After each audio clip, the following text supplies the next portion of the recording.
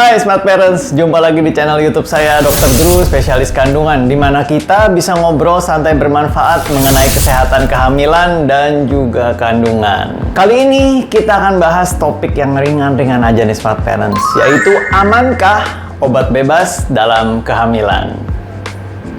Apa sih itu obat bebas? Obat bebas adalah obat yang dapat Anda beli di apotik tanpa resep dokter.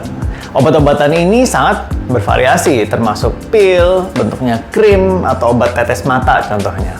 Orang biasanya menggunakan berbagai macam obat bebas untuk mengobati demam, misalnya batuk dan pilek, alergi, ruam atau gejala gatal-gatal pada kulit, diare atau sembelit, dan juga mulas atau perut melilit. Beberapa obat bebas memang dapat menyembuhkan kondisi yang menyebabkan gejalanya Smart Parents nih. Tapi banyak obat bebas sebetulnya tidak menyembuhkan kondisi penyebab utama dari gejala.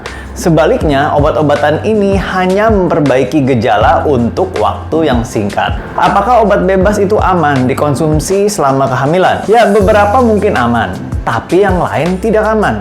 Itu semua tergantung pada beberapa hal. Yang pertama, bahan aktif obat. Dokter kandungan Smart Parents tentunya tahu bahwa beberapa obat memang aman dikonsumsi selama kehamilan. Namun sebaliknya, dokter kandungan juga mengetahui bahwa obat-obatan lain itu tidak aman dan dapat membahayakan bayi atau menyebabkan masalah selama kehamilan. Dan memang sebagian obat lagi masih belum ada data dari hasil penelitian lebih lanjut. Kedua, seberapa besar usia kehamilan Anda? Nah, sebagian besar cacat janin itu terjadi pada beberapa bulan pertama usia kehamilan, yaitu bulan ke-0 sampai 14 minggu. Jika Anda minum obat bebas selama periode waktu tersebut, Anda dapat meningkatkan resiko bagi bayi Anda mengalami cacat janin. Namun, cara terbaik untuk mengetahui apakah obat bebas itu aman dikonsumsi selama kehamilan adalah dengan bertanya kepada dokter kandungannya Smart Parents. Jadi, tetap jangan lupa hubungi dokter kandungan atau perawat Anda sebelum Anda minum obat apapun selama kehamilan. Obat penghilang rasa sakit yang mana yang paling baik dikonsumsi selama kehamilan? Nah, dokter kandungan biasanya merekomendasikan penggunaan obat dengan bahan aktif acetaminophen atau paracetamol untuk mengobati rasa nyeri selama kehamilan. Jika Anda ingin konsumsi pereda nyeri selain paracetamol, segera konsultasikan dulu dengan dokter kandungan Anda, Smart Parents. Misalkan aja nih, terdapat nyeri kepala yang tidak membaik setelah Anda konsumsi 1 dosis paracetamol. Itu segera konsultasikan, karena hal ini bisa menjadi gejala dari suatu masalah yang lebih serius. Dokter kandungan biasanya memberi tahu orang yang sedang hamil untuk menghindari konsumsi obat yang disebut dengan NSAID, terutama setelah 20 minggu usia kehamilan, di mana sekelompok obat ini terdiri dari aspirin, ibuprofen, naproxen, dan sejenisnya. Tips nih untuk Smart Parents, konsumsi golongan NSAID selama lebih dari 1-2 hari setelah usia kehamilannya 20 minggu dapat membahayakan bayi Anda.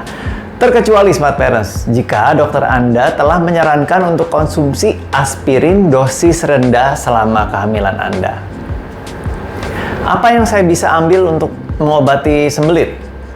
Untuk mengobati sembelit, Anda dapat menambahkan lebih banyak serat ke dalam makanan Anda. Selain itu, Anda juga bisa mengkonsumsi suplemen serat.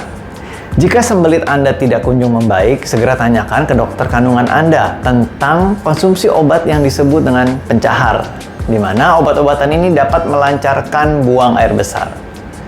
Bagaimana dengan produk herbal? Segera tanyakan kepada dokter kandungan Anda sebelum Anda mengkonsumsi semua produk atau suplemen herbal apapun, Smart Parents. Beberapa produk herbal itu dapat membahayakan janin Anda. Nah, berikutnya adalah beberapa tips penting untuk Smart Parents. Pertama, konsultasikan dengan dokter kandungan Anda pada pemeriksaan kehamilan rutin Anda. Tanyakan kepada mereka, obat bebas mana yang aman dikonsumsi untuk masalah umum seperti sakit kepala, batuk.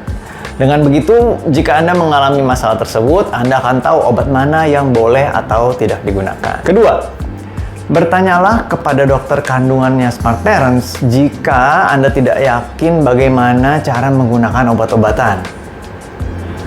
Ketiga, pilihlah obat yang hanya mengobati segejala yang spesifik atau kondisi yang Anda alami saat ini.